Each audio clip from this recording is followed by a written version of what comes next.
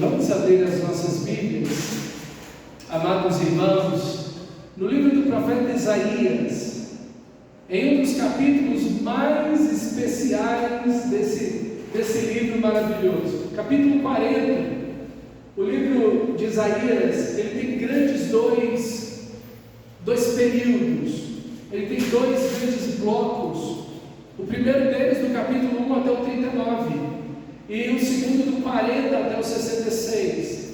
E esse capítulo 40 ele faz essa transição entre esses dois grandes períodos do livro. O primeiro período vai falar de muito juízo, vai falar da graça de Deus se manifestando de uma forma muito especial. O final do capítulo 40, o final do capítulo 38, 39, Deus ali alongando a vida do rei Ezequias. Por mais 15 anos ele ficou mortalmente doente, e Deus deu para ele mais 15 anos de vida e disse: arruma a tua casa. Então a graça de Deus se estende de uma forma tão bonita, tão especial. Infelizmente termina o capítulo 39 mostrando que Ezequias ele está mais preocupado em demonstrar sua riqueza, sua fama, sua glória, do que glorificar a Deus.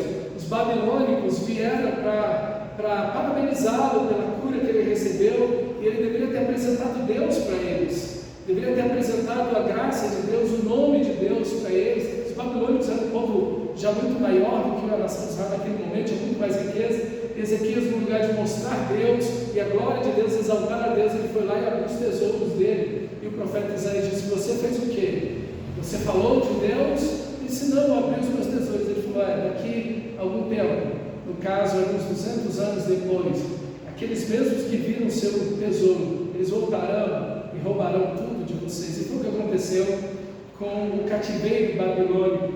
E é um livro assim que nos chama a graça de Deus. Infelizmente, esse primeiro período termina de uma forma assim, bem escalonada, né? Vai caindo, vai se esvaindo. Mas o capítulo 40, ele começa com tanta esperança. É um capítulo de tanta restauração, meus irmãos.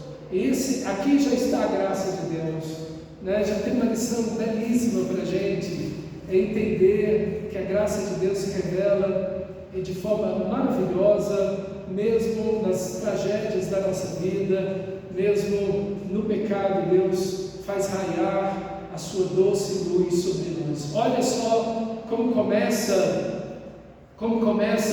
o capítulo 40: consolai o meu povo, diz o Deus de vocês. Falem ao coração de Jerusalém e anunciem que o tempo da sua escravidão já acabou, que a sua iniquidade está perdoada e que ela já recebeu em dobro das mãos do Senhor por todos os seus pecados. De fato, toda perfeita restauração, ela nasce, ela procede da graça maravilhosa do nosso Deus. Ela tem origem em Deus e no amor de Deus. Olha a bondade do Senhor. O texto inicia com dois imperativos, com duas ordens: consolem o meu povo, diz o Deus de vocês. Deus é o Deus de toda consolação. Veja a expressão do amor de Deus, de tirar o povo da tristeza do pecado, é consolar aqueles, como diz o profeta: consolai a todo o que chora, tirai as vestes de luto, de cinza, e colocai vestes de alegria. Console. Deus tem prazer em restaurar a vida das pessoas. A ordem, a ação não vem do homem, não vem da nação de Israel, vem do próprio Deus. É Deus que está ordenando o consolo, é Deus que está ordenando a mudança na vida do povo de Israel. A mesma palavra consolar aqui é a palavra para arrependimento. A ideia é que aonde há arrependimento, há consolo de Deus. O mesmo Deus que ordena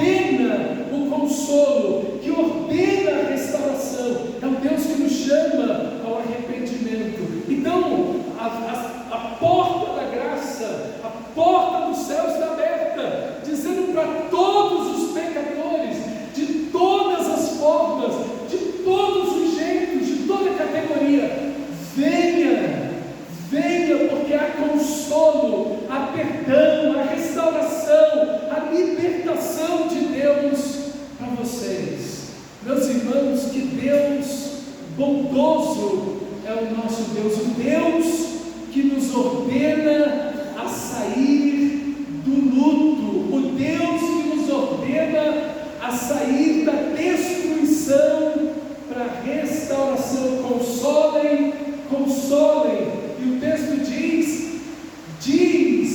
o Deus de vocês, diz o Senhor para o seu povo. Deus tem o seu povo, o povo é dele, o meu povo.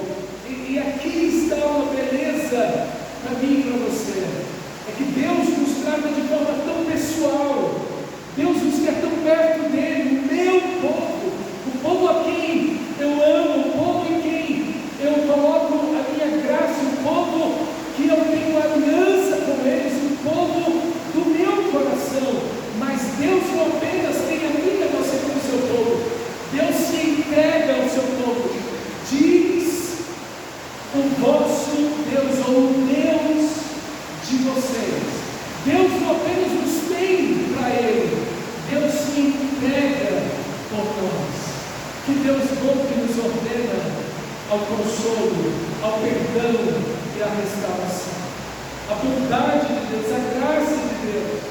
Veja, Israel não está buscando restauração, Israel não está buscando arrependimento, Israel não está buscando sair da situação que se encontra.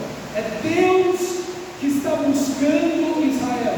O imperativo, a ação, a ordem é de Deus. Que coisa boa, irmãos. É a graça de Deus que triunfa sobre o pecado, a graça de Deus que triunfa sobre as trevas. Quando Jesus veio, e aqui está o grande consolo de Deus, é o próprio Senhor Jesus. Quando Ele veio, o povo de Israel nem estava esperando, ninguém sabia que Jesus tinha nascido. Foi Ele que se revelou aos pastores que estavam no campo. Eles foram ver Jesus, a cidade não estava esperando, o país não estava esperando, Belém não esperava, ninguém esperava, mas Deus agiu em graça e misericórdia para com a nação de Israel, e não apenas para com a nação de Israel, mas para com toda a humanidade. Consolem, consolem meu povo, diz o Deus de vocês. Olha quanto amor em Deus, fale ao coração de Jerusalém.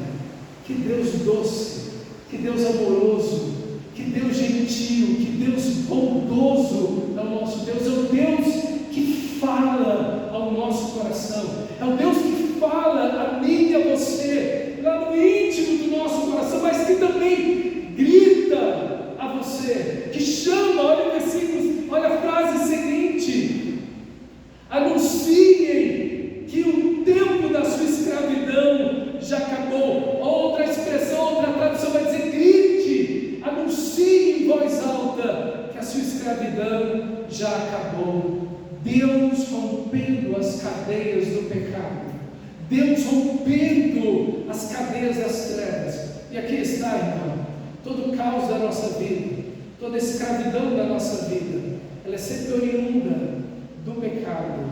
E Deus olha a nossa situação e nos chama ao arrependimento. Eu quero dizer para você que de todo pecado que você se arrependeu, que de todas as cadeias da escravidão que você trouxer a Deus, Ele trará consolo a você, Ele trará a você refrigério, refúgio, alívio, perdão, amor e graça para a sua vida, e não apenas para você. Essa é a mensagem que você temos que pregar, é a mensagem que nós vivemos. Nós nos relacionamos com Deus não por mérito, mas porque Ele nos ama, Ele nos abençoa, não porque merecemos, mas pela sua graça, pela sua bondade, pela sua fidelidade, pela generosidade do nosso Deus. Nós não nos relacionamos com Deus por mérito, Ele não nos ouve porque merecemos. Tudo que temos de Deus, toda a bondade, todo o dom perfeito, vem lá do alto do Pai das luzes. É dele, a graça dele, a misericórdia do nosso Deus, esse Deus que fala ao coração, esse Deus que quebra as cadeias, as correntes da escravidão, esse Deus que traz um sacrifício perfeito. Esse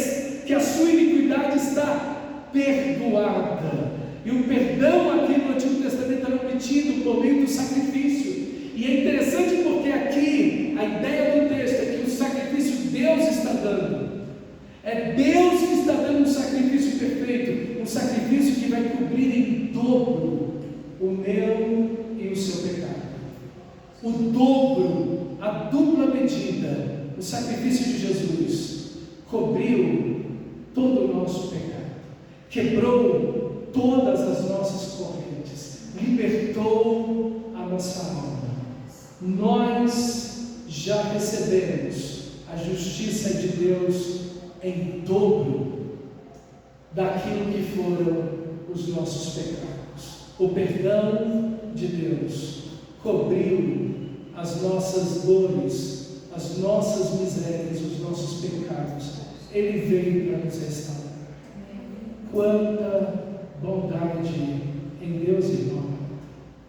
Que coragem você não deve ter de vir a Deus com os seus pecados. Que coragem não deve haver no seu coração.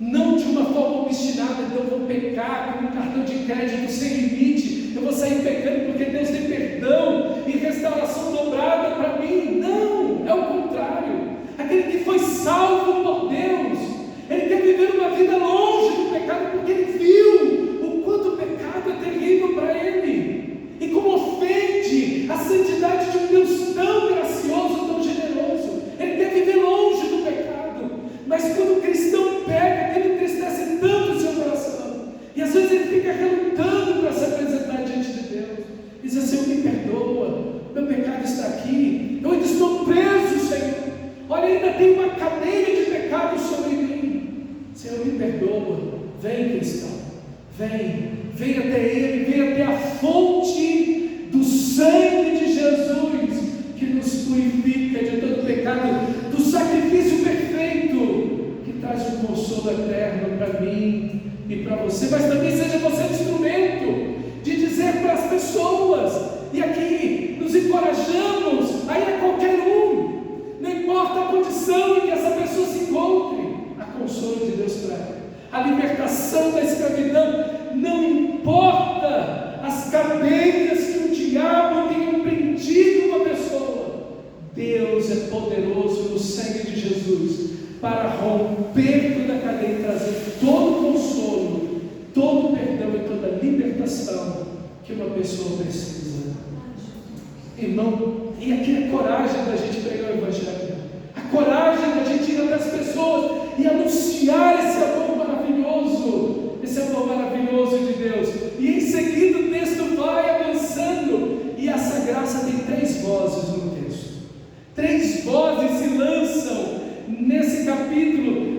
A primeira voz está no versículo 3. Uma voz clama: no deserto preparem o caminho do Senhor, no ermo façam uma estrada reta para o nosso Deus. Todos os vales serão levantados e todos os montes e colinas serão rebaixados. O que é tortuoso será retificado e os lugares ásperos serão aplanados. A glória do Senhor se manifestará em toda a humanidade, haverá, pois a boca do Senhor disse. Irmãos, a graça de Deus se manifesta na escravidão, a graça de Deus se manifesta na justiça. Essa aqui é a profecia de João Batista. Quando João Batista nasce, ele nasce com esse propósito para cumprir esse texto de Isaías 40. Aqui está a pessoa de João Batista, e é exatamente isso. João Batista vai para o deserto, e lá ele chama todos ao arrependimento, não importa quem seja, se são altas, grandes autoridades, ele chama as pessoas ao arrependimento. Se são os miseráveis da nação de Israel, que estão em profundo sofrimento, doentes, famintos fisicamente, vivendo na injustiça e na escravidão, ele chama essas pessoas ao arrependimento. Todo vale será aterrado, os montes serão rebaixados. Isso é a justiça de Deus. Deus olha para os pecadores, não importa como eles se encontram, e chama todos ao arrependimento, todos à cruz de Cristo, todos ao sangue de Jesus. Deus nos encontra na injustiça, no deserto, na maldição, na consequência do pecado. A voz de Deus, a voz da graça ecoa no deserto. Não precisamos esperar que estejamos bem, que tudo vá bem na nossa vida. Às vezes você vê alguém ou ouve alguém: não, primeiro eu vou consertar a minha vida, primeiro eu vou deixar de beber, primeiro eu vou deixar de fumar, primeiro eu vou casar, eu vou deixar de estar vingado, primeiro eu vou deixar a jogatina. Não, eu tenho muitas paixões no meu coração, então depois que eu deixar tudo isso, eu vou servir a Deus. Não, diga para essa pessoa, diga para essa pessoa: a voz de Deus, a misericórdia de Deus, ela ecoa lá na tortuosidade, ela ecoa no pecado, no deserto, na maldição, no desterro. É lá, você precisa apenas se entregar a Deus. A grande questão não é o estado em que estamos para a restauração, não somos nós que restauramos a nós mesmos, mas é Deus que restaura a nossa vida. Então a voz de Deus ecoa no deserto. E o que acontece no deserto? Versículo 5: a glória do Senhor se manifestará no deserto, na tortuosidade, na injustiça, no pecado. A glória de Deus, tudo o que Cristo é, se manifesta no mundo de trevas e pecado, numa vida quebrada. Não tente consertar a sua vida para vir a Deus. Você vem a mim, como Jesus disse: vinde a mim todos os que estáis cansados e sobrecarregados, eu vos aliviarei. Nós trazemos tudo para Cristo, toda a nossa vida, toda a bagagem do pecado, tudo trazemos a Ele. Ele nos perdoa, Ele nos restaura, Ele nos cura, Ele nos liberta. Então não perca a esperança. Não perca a esperança de nenhuma pessoa, não perca a esperança da sua família, não perca a esperança da sociedade, não perca a esperança, porque nós temos o Evangelho do nosso Senhor e Salvador Jesus Cristo. Ele faz como diz aqui, Ele faz uma estrada reta até Deus. É Ele que nos leva, Ele é o caminho, a estrada plana que nos leva até o Senhor. A segunda voz está no versículo 6 até o versículo 8, diz: uma voz diz: proclame. E alguém pergunta: que hei de proclamar? Toda a humanidade é erva, toda a sua glória é como a flor do campo. A erva seca e as flores caem, soprando nelas o hálito do Senhor. Na verdade, o povo é erva, a erva seca e as flores caem, mas a palavra do Senhor, do nosso Deus, permanece para sempre.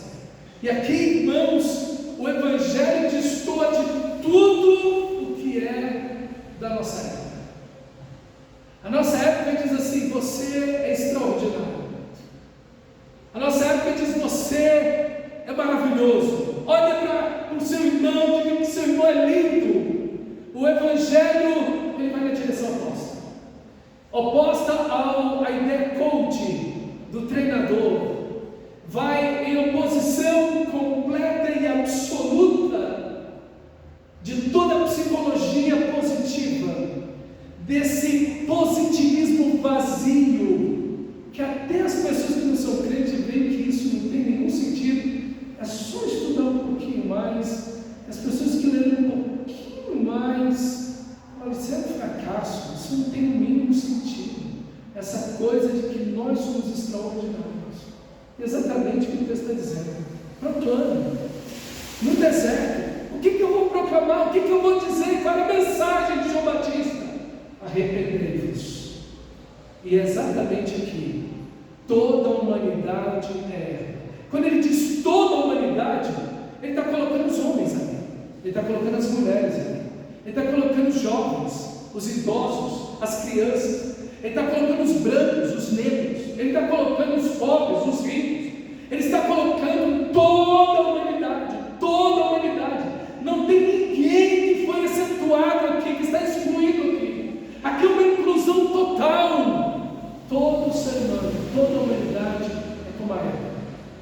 Somos frágeis, somos passageiros, somos não somos suficientes em nós mesmos, não podemos suportar o vento, o calor, murchamos, caímos, não há restauração. Nós não caminhamos em direção à restauração, nós caminhamos em direção à nossa própria deteriorização. É isso o que o texto diz, que toda a humanidade, aqui não existe bajulação. O Evangelho não vem para bajular nem a você dizer: você é lindo, você é extraordinário, você é maravilhoso, você precisa apertar uns botões aqui, você declarar algumas coisas aqui, você vai ser a pessoa mais. Não, o Evangelho te manda vir a Deus, Ele restaura, você se entrega a Ele, te restaura, e o Evangelho coloca você diante de um espelho. Ele mostra para você exatamente a sua condição, o seu estado.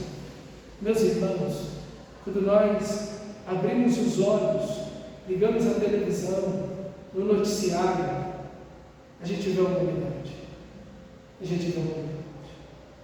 gente vê a sede de poder, a gente vê guerras, a gente vê violência, a gente vê injustiça, a gente vê feminicídio, violência intrafamiliar, é o que a gente vê. Vivemos na era da informação, vivemos na era da inteligência artificial, nunca se teve tanto conhecimento e informação no mundo, mas o ser humano continua indo numa direção completamente oposta da restauração. E Deus está dizendo: vem a mim, console os arrependidos. Há consolo para todo arrependido. A vida, porque o texto vai dizer aquilo que permanece para sempre. O que permanece para sempre é o que está no versículo 8: a erva seca e as flores caem. Como diz o versículo 6, toda a humanidade é erva e toda a sua glória é como a flor do campo. A gente vive na ideia de uma glória humana cada vez maior. Eu estava vendo um reel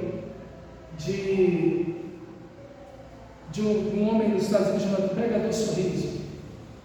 Ele estava junto com toda a igreja dizendo aquilo que eles são. Então vamos dizer para Deus: eu sou lindo, falando para si, todo mundo falou junto: eu sou lindo, eu sou maravilhoso, eu sou extraordinário, eu sou forte, eu sou capaz, eu sou inteligente, eu sou espetacular. E aí a pessoa, eles passaram um tempão adjetivando tudo, cara, dizendo de si para si mesmo e para Deus o que eles são. Esse texto, irmão, olha esse texto. Toda a glória que nós temos é como a erva, é como a flor da erva. Seca-se a erva e caem as flores, mas o que perdura para sempre? Olha o versículo 8: mas a palavra do nosso Deus permanece para sempre.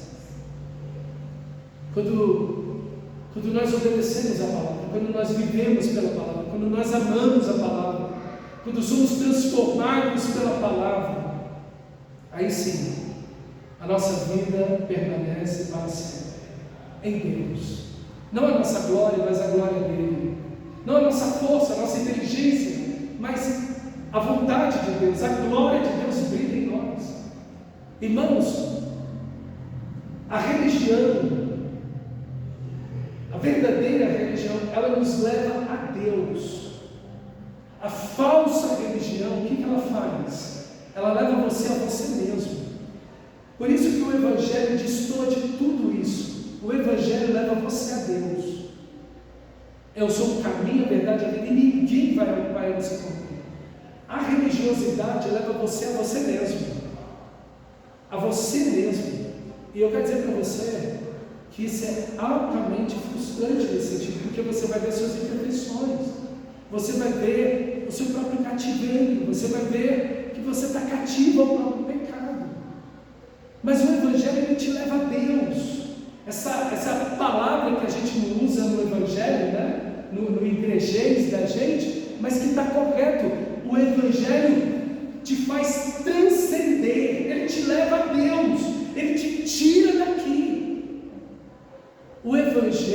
te leva a Deus. A religião é igual o Waze.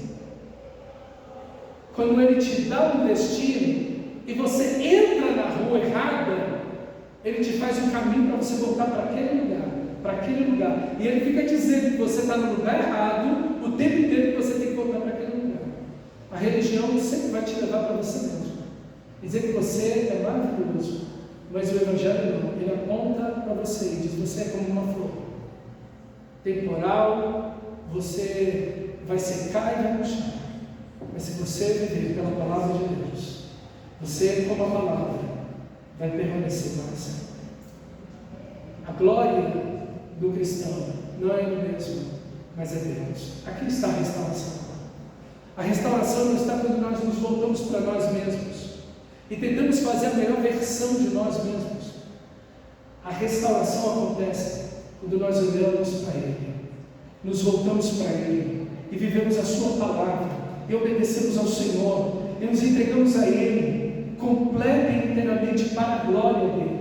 Esse é o chamado de Deus. A voz da graça é essa. A voz da graça grita no deserto, na tortuosidade, mas a voz da graça grita para mim e para você e proclama para mim e para você: não é você, não é quem você é, mas é quem Deus é. Volte-se para Ele inteiramente, de todo o seu coração. Busque o Senhor, a redenção nele, a salvação para Ele, nele e por Ele. Meu amado irmão, é isso que o Evangelho nos chama. Não é popular, não é o que as pessoas querem ouvir. As pessoas querem ouvir outra coisa, mas é isso que o Evangelho vai dizer para mim e para você. O Evangelho exalta Deus e coloca um espelho na minha frente e na sua vida, na sua frente, e diz para a gente a nossa realidade, nos dando a esperança do consolo. Consolem, consolem meu povo. Você vai olhar no espelho e vai ver: meu Deus, eu sou assim. Senhor, tem compaixão de mim. Senhor, eu quero me entregar a Ti, a consolo para você. O Evangelho sempre vai mostrar a minha vida e a sua vida, sempre, porque o Evangelho mostra a glória de Deus e derruba aquilo que eu achava que era a minha própria glória. A terceira voz vem aí no versículo 9, veja aí, no versículo 9: ó Sião, você que anuncia boas novas, suba ao monte alto. Ó Jerusalém, você que anuncia as boas novas, levante a sua voz fortemente, levante-se, não tenha medo, diga às cidades de Judá: eis aqui está o seu Deus, eis que o Senhor Deus virá com poder e o seu braço dominará, eis que o seu galardão está com ele e diante dele vem a sua recompensa. Que mensagem nós podemos ter para a nossa própria vida? A mensagem que devemos anunciar: as boas novas que é consolo, que é esperança, que é salvação em Deus. As boas novas, o Evangelho, essa expressão boas novas, é o próprio Evangelho que nós devemos gritar para o mundo, que devemos anunciar e gritar dentro da nossa casa, e gritar para as pessoas que estão ao nosso redor: eis aqui está o seu Deus. Não eis aqui está o dinheiro, ou eis aqui está as nossas capacidades, ou o que podemos realizar por nós mesmos. Não. O Evangelho nos leva a olhar totalmente para Deus. Eis aqui está o nosso Deus, e a presença dele muda tudo. O Emanuel veio até nós. Aqui encontra-se toda a restauração. Toda a restauração, a voz que clama, grita exatamente isso: as boas novas, a perdão, a libertação, a restauração. O Emanuel, eis aqui está o nosso Deus. O Verbo se fez carne e habitou entre nós. A vitória se encontra pela presença de Deus. Ele veio para nos libertar e romper as cadeias da escravidão. Ele veio para derrotar aquele que jamais poderíamos derrotar: o diabo, o pecado, o inferno e a morte. Ele é o vencedor. Ele está aqui. A presença dele em nossas vidas. A presença dele em nossas vidas. Irmãos, e essa é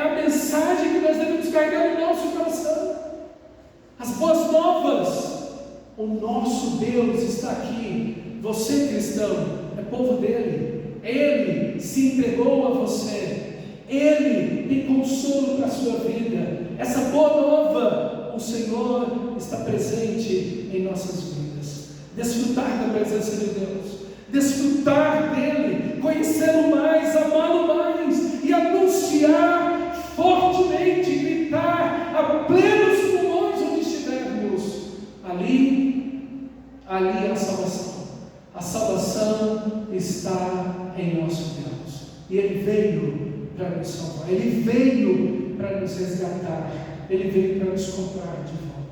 Essa é a mensagem, essa é a missão da igreja.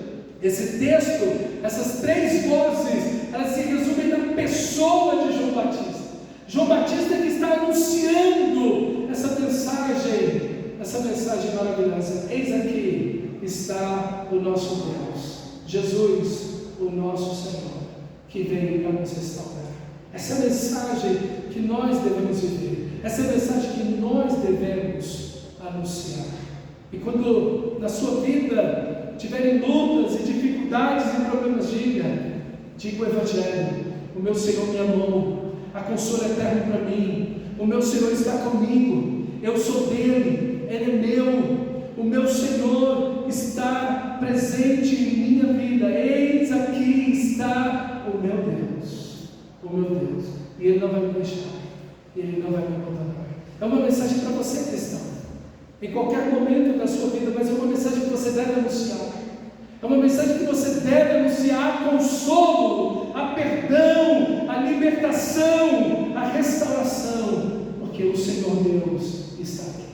Que Deus use você para anunciar a qualquer um, em toda parte, e perder você em uma ilusão de que o ser humano vai se auto-salvar, ele vai se melhorar a si mesmo e vai produzir sua própria salvação. Não, eles precisam olhar para o Senhor, eles precisam olhar para Deus. E aí então nascem 7 perguntas.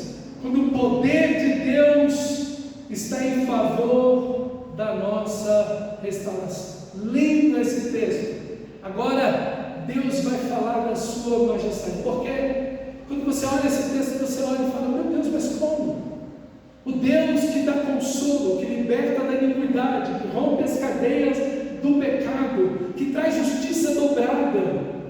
O Deus que se faz presente, o Deus que vem, apesar da nossa humanidade caída, quebrada, fragmentada, secando e se destruindo como uma flor, esse Deus que se apresenta para restaurar, o seu braço que domina, que vence o pecado e a morte. Mas como? Como nós olhamos e não conseguimos ver esse Deus glorioso e majestoso? Não vemos possibilidade que isso aconteça. Então Deus começa a responder com a sua soberania no texto. E Ele então vai mostrar a sua glória para mim e para você no texto, a sua soberania. E Ele faz isso em forma de perguntas. Versículo 12: quem na concha da mão mediu as águas de todos os oceanos e tomou a medida dos céus na sua própria mão? Imagina uma mão que contenha todas as águas do oceano, a mão em que o céu inteiro, o universo inteiro consegue estar na mão dele. Quem recolheu o pó da terra na terça parte de uma vasilha e pesou os montes e as colinas numa balança? Quem guiou o Espírito do Senhor, ou como seu conselheiro o ensinou, com quem ele se aconselhou para que lhe desse compreensão, quem lhe ensinou a vereda da justiça, ou quem lhe ensinou sabedoria, e quem lhe mostrou o caminho do entendimento? Irmãos, toda ciência, toda compreensão, toda sabedoria, toda onipotência está em Deus. Ninguém pode ensinar nada para Deus, ninguém pode dar um bom conselho para Deus, ninguém pode dizer: Senhor, eu tenho um caminho melhor que o seu. Senhor, o caminho melhor está por aqui. Senhor, olha, eu duvido que o Senhor possa fazer isso. Eu duvido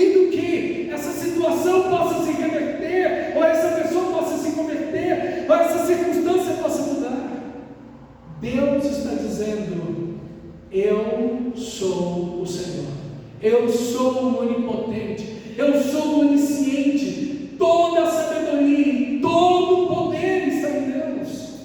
Então não duvide de Deus, nem tente aconselhar a Deus. Quem somos nós? A flor que seca, que murcha. Deus, Ele governa o universo inteiro está em suas mãos, todas as águas do oceano na concha da sua mão. Ele sabe, Ele mede todo o pó da terra, toda a glória do mundo está nas mãos do nosso Deus. Ele governa o universo, Ele governa a terra, Ele governa tudo, Ele é Senhor de tudo. Versículo 15 diz que as nações são consideradas por Ele como um pingo que cai de um balde e como um grão de pó na balança. Eis que Ele carrega as ilhas como se fosse pó fino. Aqui Deus tenta botar você na imaginação. Aqui Deus tenta fazer você entender a própria grandeza dele. Você está lá limpando a casa, vai limpar a casa, aí você tem um balde dentro de casa. O balde não tem água nenhuma. Antes de você encher d'água amanhã para limpar o quintal, alguma coisa, deixa só uma gota cair dentro dele. Essa gota são todas as nações diante de Deus. É como se você estivesse no lugar de Deus e aquela gotinha que cai no balde, todas as nações, com todo o seu poder, com toda a sua riqueza, com toda a sua cultura, com toda a sua inteligência, com toda a sua força, com todos os seus exércitos, com toda a riqueza que tem, é como aquela gotinha de água para você. Imagina a grandeza de Deus, a sabedoria de Deus, o que a água pode saber, o que aquela gota de água pode entender, quanta ciência existe naquela gota de água, quanto poder, força e sabedoria tem naquela gotinha de água. Assim é Deus. Só que aquela gotinha de água são todas as nações. E agora Ele continua, só que Ele vai crescer na grandeza de Deus e diminuir a força e o poder humano. Olha lá, é como um grão de pó na balança. Um grão de pó. Você já viu um grão de pó? Talvez um grão de areia seja mais fácil, né? Aquele grãozinho de areia, quando você está varrendo a casa, põe ele na palma da sua mão e lembra desse texto. Deus, todas as nações, os Estados Unidos, com todas as suas bombas nucleares, mais de 5.000 bombas nucleares. A Rússia, com mais de 5.000, tem mais bombas nucleares que os Estados Unidos. A China, o Brasil, tadinho do Brasil. Todas as nações, que já passaram, que já existiam, que existem, que vão existir, sempre vai dar tempo de alguma outra nascer. Todas as nações, com todo o poder, glória e riqueza, um grãozinho, só um grãozinho, na balança, elas não são pesadas em nada. Um grão, nem balança de precisão faz isso. Um grãozinho, todas as nações. Imagine o poder, imagine o tamanho de Deus. Nem os céus, disse Salomão, nem os céus dos céus podem conter a sua glória. Imagine o tamanho de Jesus. Imagine a imensidão. O universo está ali, o universo inteiro como um grão de poeira. E Deus, o Pai, o Filho e o Espírito Santo, na sua glória, olhando para esse grãozinho de poeira. Meu irmão, como duvidar da onipotência de Deus, do perdão de Deus? Só que toda essa onipotência, ela está dentro do contexto: consolai o meu povo, diz o vosso Deus. É esse Deus imenso, infinito, soberano, grandioso, imensurável, inenarrável, que está se entregando por mim, por você naquela cruz e venceram o pecado, o diabo, o inferno e a morte. A grandeza de Deus, eu sempre fui ensinado quando eu era pequeno, de que Deus, Ele tem tanta coisa para fazer, que Deus não está preocupado com as coisas pequenas da minha vida. Isso nunca saiu da minha mente. Eu ouvi isso algumas poucas vezes, mas isso nunca saiu da minha mente. Eu quero dizer para você que isso é um erro completo. Porque esse Deus tão grande que todas as nações, todo o universo é como um grão de poeira.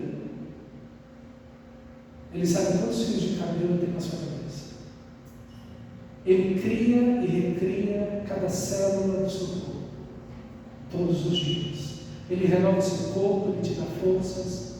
A grandeza, a majestade, a glória de Deus, ela está em direção da nossa salvação, de cuidar do seu povo.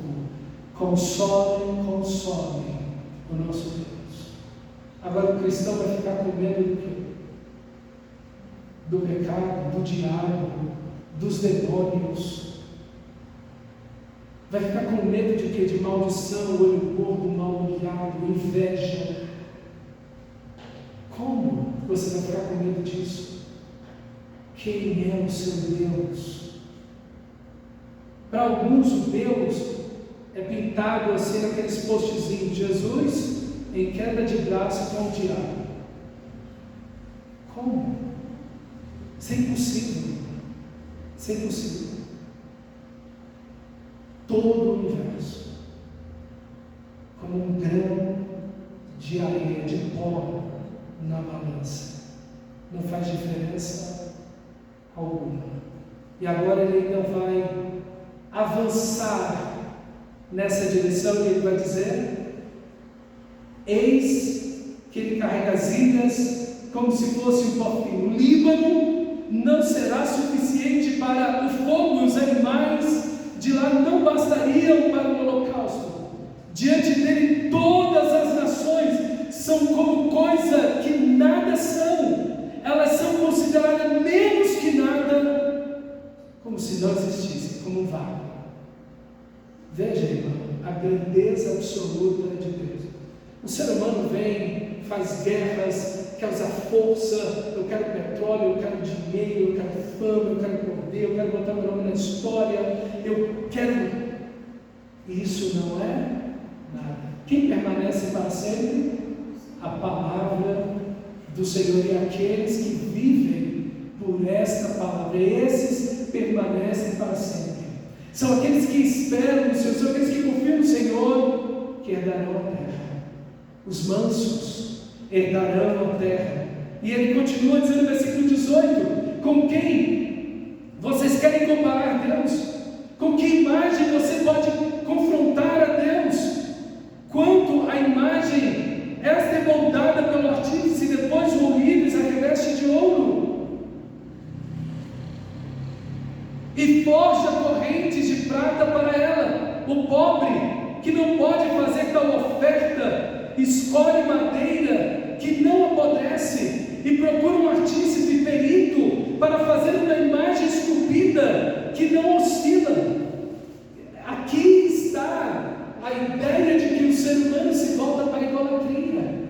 No lugar de buscar a Deus, ele busca um ídolo. Ele faz do dinheiro seu ídolo. Ele faz da sua força, dos seus diplomas, da sua inteligência, da sua beleza, ou de alguma coisa que possui o seu próprio ídolo.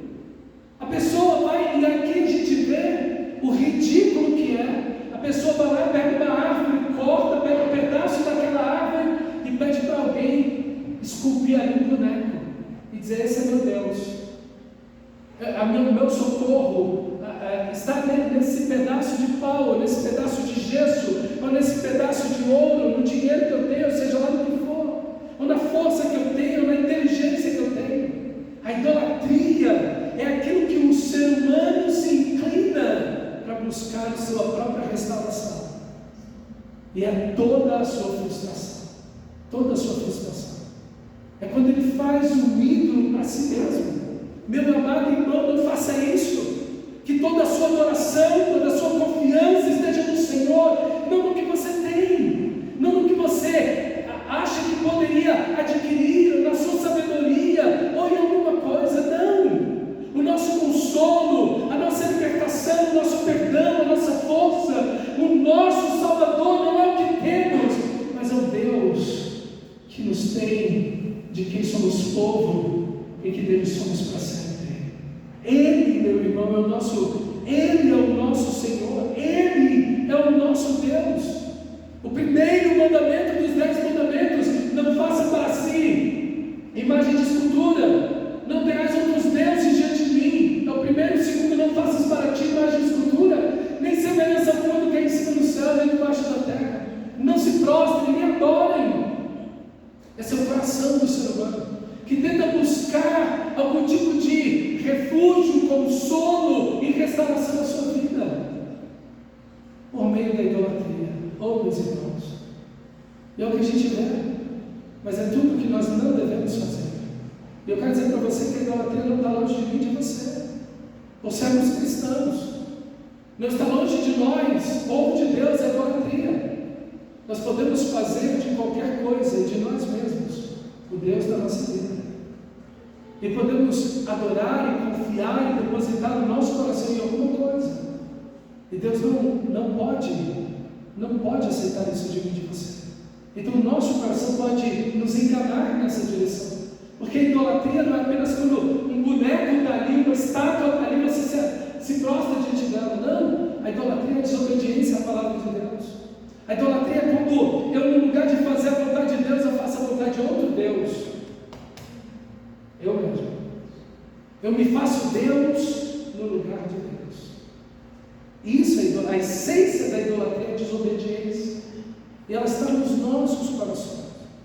Quando nós fazemos a nossa própria vontade no lugar de nos rendermos à vontade de Deus. Versículo 21, o texto segue: será que vocês não sabem? Será que vocês não ouviram? Será que isso não lhes foi ensinado desde o princípio? Vocês não entenderam isso desde a fundação do mundo? Vocês não atentaram para os fundamentos da terra? Ele é que está assentado sobre a cúpula da terra, cujos moradores são como gafanhotos. É Ele quem estende os céus como cortina e os desenrola como tenda para neles habitar. É Ele que reduz a nada os príncipes e torna em nulidade os juízos da terra. Mal foram plantados e semeados, mal se arregaram na terra, o seu tronco já secaram, quando um sopro passa por eles e uma tempestade os leva como palha. Com quem vocês vão me comparar? A quem eu sou igual? Diz o santo. Levantem os olhos para o alto e vejam quem criou estas coisas. Aquele que faz sair o seu exército de estrelas, todas bem contadas, bilhões e trilhões, as quais ele chama pelo nome, por ser ele grande em força e forte em poder, nenhuma delas vem a faltar. Deus que criou o universo, Deus o soberano, Deus que põe reis e tira reis, Deus que governa as nações, o Deus em que toda a história Ele governa, do povo, da família, das nações, não importa, Deus governa toda a história. Ele é o Senhor de tudo, e as estrelas e o universo, tudo está às suas ordens. Ele chama e as estrelas lhe obedecem. Isaías não tinha a mínima noção de que o Sol é uma estrela e que 1 milhão de planetas Terra cabem dentro do Sol. Não tinha a mínima ideia disso, mas nós temos a grandeza, a majestade do nosso Deus. E Ele chama cada estrela pelo seu nome, que são os bilhões e trilhões que até agora se contam. Meus irmãos, e Deus governa tudo, soberano. Como a nossa vida é passageira, como os nossos anos são como um sopro, mas aquele que permanece na palavra do Senhor, permanece para sempre. Veja a grandeza de Deus, a soberania de Deus, indo para salvar a mim e você. Ela está para a nossa salvação. Não veja a grandeza de Deus como Deus distante, longe de você. Ao contrário, Ele está dizendo: consolem o meu povo, diz o vosso Deus. Vocês são meu povo e eu sou de vocês. E eu estou trazendo consolo, restauração e vida. E Ele termina de uma forma maravilhosa. Será, versículo 28, será que vocês não sabem, nem ouvirem que o eterno Deus, o Senhor, o Criador dos confins da terra, nem se cansa, nem se fadiga? A sabedoria dele é insondável. Ele fortalece o cansado e multiplica as forças ao que não tem nenhum vigor. Os jovens se cansam e se fatigam, os moços de exaustos caem, mas os que esperam no Senhor renovam as suas forças, sobem com asas como águia, correm e não se cansam, caminham e não se fatigam. Veja o Deus tão imenso, o Deus infinito em poder e sabedoria. É o Deus de sabedoria, como diz o texto, insondável, que não está sujeito a nenhuma das nossas limitações. Ele não se cansa nem se fadiga. Veja, Ele está olhando a sua fraqueza. Olha o versículo 29. Ele está olhando a sua fraqueza. Ele fortalece o cansado. Ele sabe quando você está cansado. Ele sabe quando você está exausto. Ele sabe quando você não tem mais forças. Ele sabe os limites da sua força, a grandeza dele, a soberania dele. Esse Deus infinito não está distante de nós. Ele sabe das nossas limitações, Ele sabe das nossas fraquezas, Ele fortalece o cansado. Você precisa de força, você precisa renovar as suas forças. Olhe o Deus de todo poder e glória, busque força nele, busque força no seu Deus. Ele multiplica as forças ao que não tem nenhum vigor. A pessoa está exaurida, não há nenhuma força mais, o que lhe falta é o último respiro de vida. Lá está a sua mão poderosa, lá está o seu poder maravilhoso para levantar você. Senhor, eu estou fraco, Senhor, eu estou sem vigor, Senhor, eu não aguento mais, Senhor, e Ele está aí, ao seu lado. Eis aqui está o nosso Deus, eis aqui está o nosso Deus.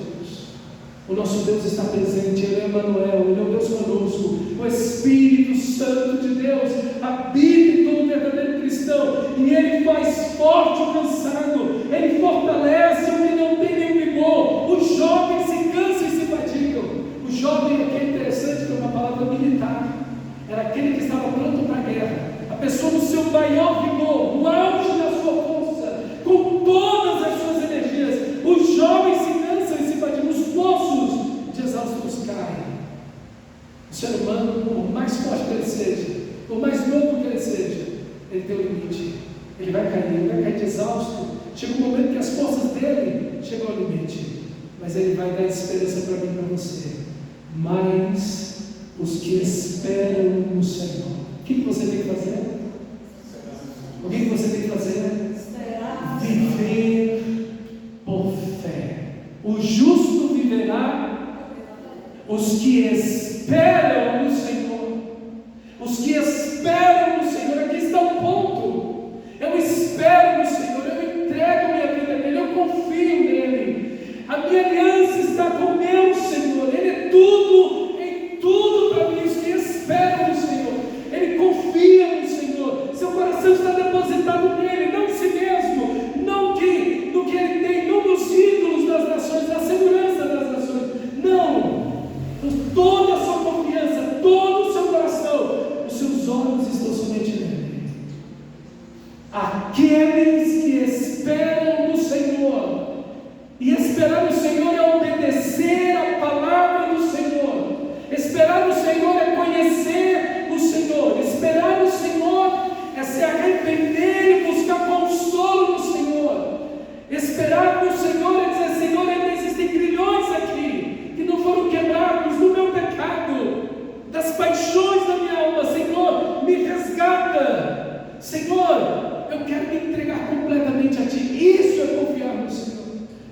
pelo que você tem, quem você é. Mas, nesse sentido, é dizer: Senhor, eu sou uma flor que murcha. Senhor, eu estou murchando. Não percebeu ainda que eu e você estamos envelhecendo? Não percebeu ainda que as nossas forças se vão? Olhe para o espelho, olhe para você. Suas forças estão indo. Eu e você estamos envelhecendo, e assim todas as pessoas. A nossa inteligência chega a um ponto de lá não passa, e isso tudo vai acabando. Mas os que esperam no Senhor, os que esperam no Senhor, sabe, em certo ponto o texto está dizendo para você: desista de você. É totalmente o contrário, porque a cultura vai dizer para você: confie em você, faça a melhor versão de você mesmo, você é extraordinário. Não! Deus é extraordinário, Deus é maravilhoso, sua sabedoria é insondável, seu poder não tem limite, sua glória não tem fim. Ele é Deus eterno. Eis aqui está o nosso Deus. Irmão, o Evangelho nos faz esperar em Deus, nos chama a esperar nele, a depositar nele todo o nosso coração, toda a nossa esperança nele, somente nele. Os que esperam no Senhor, e só os que esperam no Senhor, só os que esperam no Senhor, que entendem que esperar no Senhor é não ter ídolos, que entendem que esperar no Senhor é obedecer a sua palavra, que entendem que esperar no Senhor é depositar toda e somente toda a sua confiança nele. Esses que esperam no Senhor renovam as suas forças. Renovam as suas forças. Aqui sim. Aqui sim. Renovam as suas forças. Deus vai te levando de glória em glória. Às vezes seu corpo está indo em cansaço, mas Deus continua usando você. Às vezes você já não tem mais tanto vigor, mas Deus continua usando você.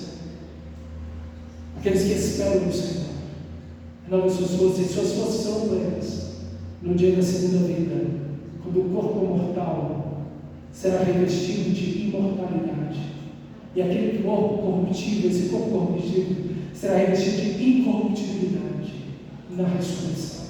O seu corpo será como o corpo de Jesus, em glória. Em glória. Renovam as suas forças. Quando você chegar nos seus limites, olhe para esse texto e diz: Senhor, eu estou esperando em Ti. E aqueles que esperam em Ti renovarão as suas forças. Me dê as forças que eu não tenho. Me dê a saúde que eu não tenho.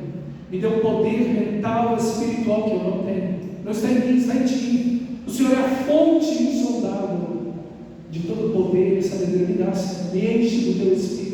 Renova as minhas forças, porque eu quero subir com asas como águia. Eu quero ir em direção a Ti, eu quero buscar o Senhor, eu quero conhecer o Senhor, eu quero viver para a Tua glória. Eu não quero ser como uma galinha que só olha para o chão e cisma o chão. Não, eu quero subir com asas como águia. Eu quero ir em direção a Ti. Eu quero sair dessa ideia da temporalidade do terrenal. Eu quero avançar na direção do Altíssimo Deus. Eu quero conhecer mais a Ti, eu quero avançar no conhecimento de Ti. O mundo às vezes está dizendo para você que você tem que ter mais do mundo, ter mais daqui. A Bíblia está dizendo para você ter mais de Deus, conheça mais de Deus, ame mais de Deus, ore mais, busque mais o Altíssimo Senhor, entregue-se mais, confie mais, espere mais no Senhor, receba mais consolo de Deus, fortaleça-se em Deus, peça a Deus: Deus, encha minha alma de sede, de fome pela Tua palavra, pela oração, pela santidade, pela verdade do Senhor, pela missão do Senhor, de proclamar os cativos que estão aí fora a mensagem da graça do nosso Deus. Correm e não se cansam, caminham e não se fatigam. Nós vamos servir o Senhor até até o fim das nossas vidas. Até o fim das nossas vidas. Até o último fôlego das nossas vidas. Queremos correr por Deus. Queremos caminhar por Deus. Queremos servir a Deus. O mundo está dizendo para você que você não tem tempo para Deus. Mas o texto está dizendo: voe por Deus. Corra por Deus. Ande por Deus. Sirva a Deus. Porque aqueles que esperam no Senhor renovam as suas forças. O Deus Todo-Poderoso vai renovar você. Então encare seu trabalho, encare seus estudos, encare sua vida com alegria, com certezas, com esperança, olhando não de forma positiva, mas olhando: eis aqui está o nosso Deus. Nele está todo o nosso consolo, toda a nossa força, toda a nossa esperança, toda a graça está nele, todo o perdão, toda a salvação. E nele as minhas forças são renovadas. Eu posso caminhar com Deus e por Deus. Eu posso voar com Deus e por Deus. Eu posso correr com Deus e por Deus nessa vida, para a glória dele. Amém, irmão. Vamos orar ao Senhor. Que capítulo maravilhoso de Isaías 40.